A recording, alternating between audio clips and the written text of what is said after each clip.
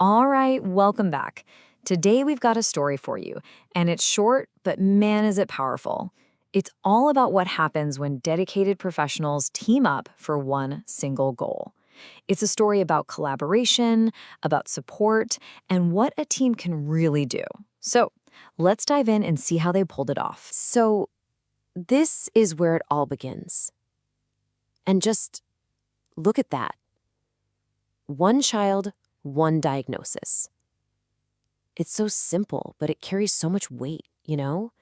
It just hits you. It immediately grounds you in the reality of the situation, the intense focus, the pressure, and yeah, that feeling of being totally alone that can come with a challenge this big. But here's the thing, that's not where the story ends. Nope. In fact, that's where the real story kicks off. This is the pivot point. Because the problem wasn't met with just one single answer, it was met with a whole team. The solution wasn't found by one person in isolation, but by a whole bunch of hands all working together. Okay, so that brings up the big question, right? Who are these many hands? Let's actually build this team out piece by piece so you can see exactly how a real support network gets put together. First up, we've got the occupational therapist. You can kind of think of them as the architect of everyday life. Seriously, their whole focus is on building those practical, real-world skills. We're talking about everything from getting dressed in the morning to handling sensory stuff, all so the child can build independence, one small routine at a time. And then you've got the speech pathologist. I mean, think about it. Communication is everything, right? It's how we connect with the world around us. So their job is just absolutely crucial.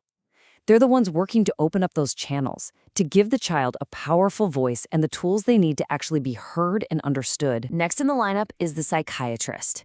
And this role is so vital. They're providing that medical oversight, looking after the child's mental and emotional well-being. And by doing that, they're basically building a stable foundation, the solid ground that all the other therapies need in order to succeed. Now, this part is key. The support can't just stop when you leave the clinic. That's where the educator comes in. They're like the bridge, bringing that whole support system right into the classroom.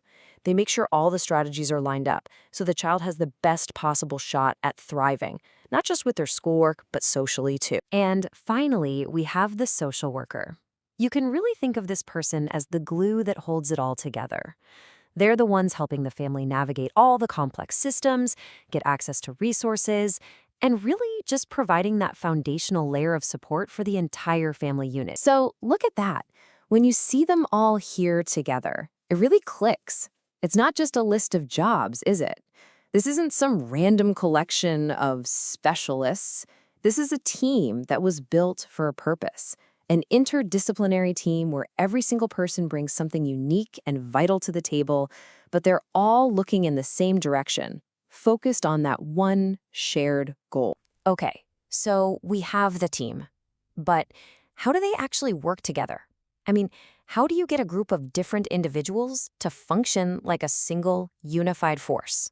Well, that brings us to this powerful concept called wraparound support. Now, wraparound support, it's not just a buzzword. It's not just about everyone doing their own thing in their own little bubbles.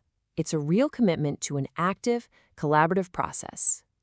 The whole point is to break down the walls between different fields, to create one single unified plan that, well, truly wraps around the individual at the center of it all. And the logic behind it, as you can see, is actually beautifully simple. First, you center the child. Everything, their specific needs, their strengths, that's what dictates everything else. From there, you assemble the right team for that unique situation. And then, here's the magic ingredient. You integrate the care.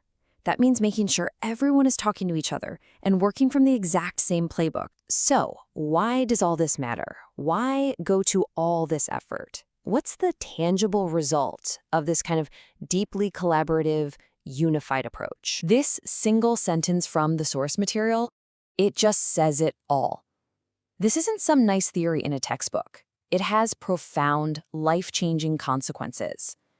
Interdisciplinary care gave him a real shot. A real shot. A shot at progress. A shot at reaching his potential. A shot that, let's be honest, might not have even been possible if all these people had been working alone. And this really connects the whole story to a universal truth, doesn't it? It's captured perfectly right here. Hashtag healing takes a village. It's a powerful reminder that the biggest challenges we face are rarely overcome by one person in isolation. The real responsibility and the real power, it often lies in the community that surrounds us. And so that leaves us with this final thought. This model of wraparound support. It was incredibly powerful for one child with one diagnosis. But what if we applied this kind of thinking more broadly? What if every major challenge, whether it's in healthcare or education or right in our own communities, was met not by an individual struggling alone, but by a dedicated collaborative village? Just think about that for a second. What more could we achieve then?